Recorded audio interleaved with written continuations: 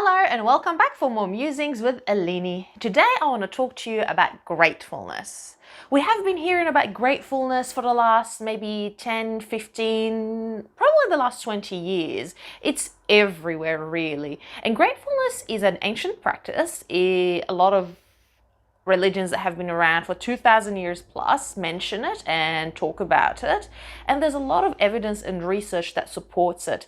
Research is showing that having a grateful mindset or attitude and even keeping gratefulness journals and things like that is actually helping some people with depression or anxiety. Of course, it is not a magic cure, and on its own, it's probably not going to help cure someone or relieve someone who has clinical depression, for example, but certainly it is helping. And I have read recently that there's research, and the research was showing that they saw in brain scans new neural pathways forming. So there's positive changes to the brain even when people have been practicing gratefulness in a certain way.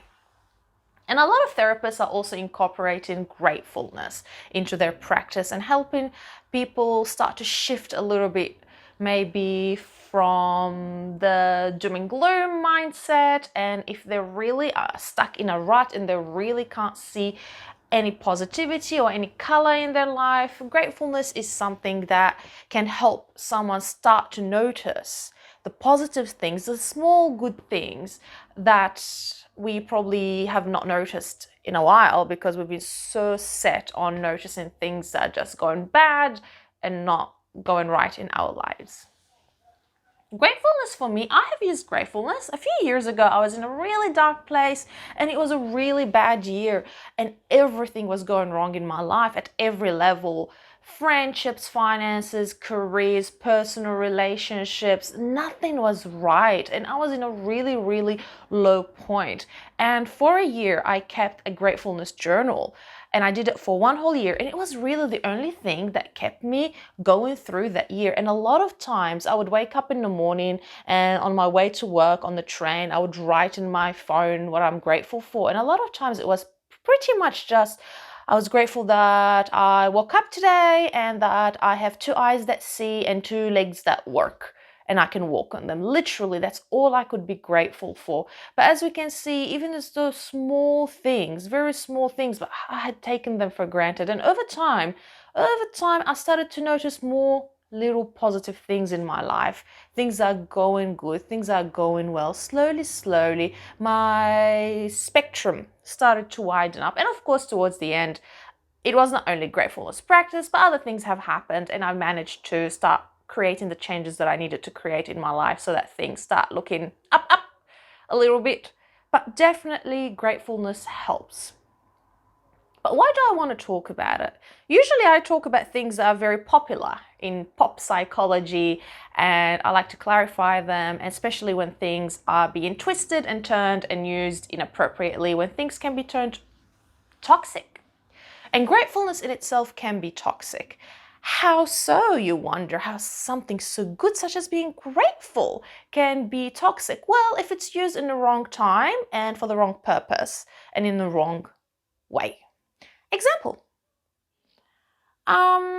Someone is going through a really difficult time. Things are very gloomy for them. Things are not going right for them. Let's create this scenario. Someone who has had an injury, an accident, and they are sick for a very long time. And because of that, they couldn't go to work, and because of not going to work, they've lost their job, therefore their mortgage is not getting paid, they lost their house, and then, I don't know, the marriage also fell apart, partner decided to up and leave with the kids, or even decided to up and leave the kids behind. So things are very bad. And then a well-meaning friend or a relative or a colleague might go up to visit this person who clearly cannot see any hope and they cannot see that there's a light at the end of the tunnel. And this well-meaning friend says to them, well, you should be grateful that you're alive, Other people who have had this accident would have been dead now. Or something that has happened personally to me. I was working in a place that is very toxic and I was not happy with my job or with my pay. And I was really upset at work one day and I was telling a colleague about my feelings, that, I'm sick and tired of this job and I'm looking, I can't find something else. And this well-meaning other colleague who was listening to the conversation decided to throw in her 5 cents and was, at least you should be grateful you have a job. Now that really frustrated me and it infuriated me. Why? Well, because in those two scenarios that I've just said, gratefulness was used in a way, knowingly or unknowingly, to the person who did offer gratefulness idea, was used in a way to shut down and dismiss someone's reality, experience, and feelings. For example, my well-meaning colleague, not so much so, by her trying to say to me, well, at least be grateful you have a job, she actually dismissed and shut down how I was feeling and did not regard it at all, where all I needed was someone to listen to me. So suddenly I had to swallow all the things I was unhappy about, and I felt like I can't even express how I'm feeling here. And I also actually felt a little bit of shame because oh yeah, I should be grateful. But in reality, no, I shouldn't feel shame. And in that case scenario where that friend says to their sick friend that everything in their life is falling apart, you should be grateful for this or for that. Again, it is denying someone's reality. It is dismissing how someone is experiencing their present moment, and it is dismissing and shutting down someone's emotions and feelings. When that happens, when gratefulness is offered in this place in such a way, is actually toxic. It's not helpful. Don't do it. There is a time and place to start offering gratefulness, to start talking to someone about looking about the silver lining. The cup is half full, not empty. Let's look at the positive in this. Okay, what can we learn from this? I know it was bad, but how could we grow from this if there's nothing good in it?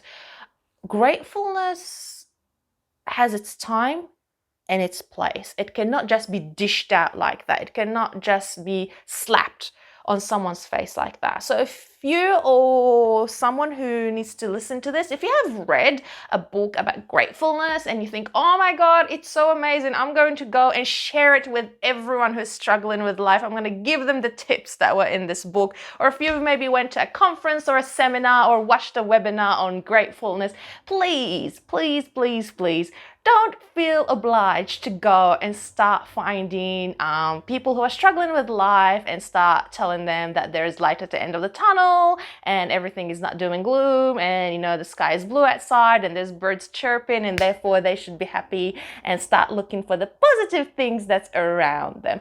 Don't. Leave it to the experts. Why so? Well, I'm glad you asked.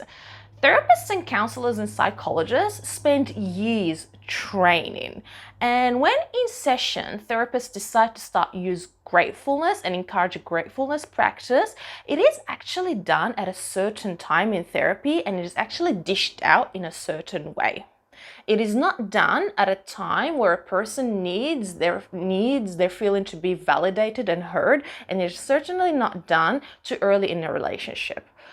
Therapists do more than just build rapport with people. We actually build a lot of ground with our clients when we are working with them, because we need a lot of good foundation. We need to have a lot of good credit with our clients, because sometimes we're going to be pushing them to an uncomfortable zone. Therefore, we need to have good credit with them so that they can forgive us when we push them to that zone. And most importantly, we actually build a trust relationship, and we provide them with a non-judgmental space and in a safe space. A lot of this gets done before we start telling people to be grateful. Trust, foundation, strong relationship, safe space, validation, a lot of empathy. We really acknowledge and recognize where people are at. We really meet them where they are at. We don't dismiss how they are feeling. We don't dismiss their experience, and we don't shut down their negative thoughts at all.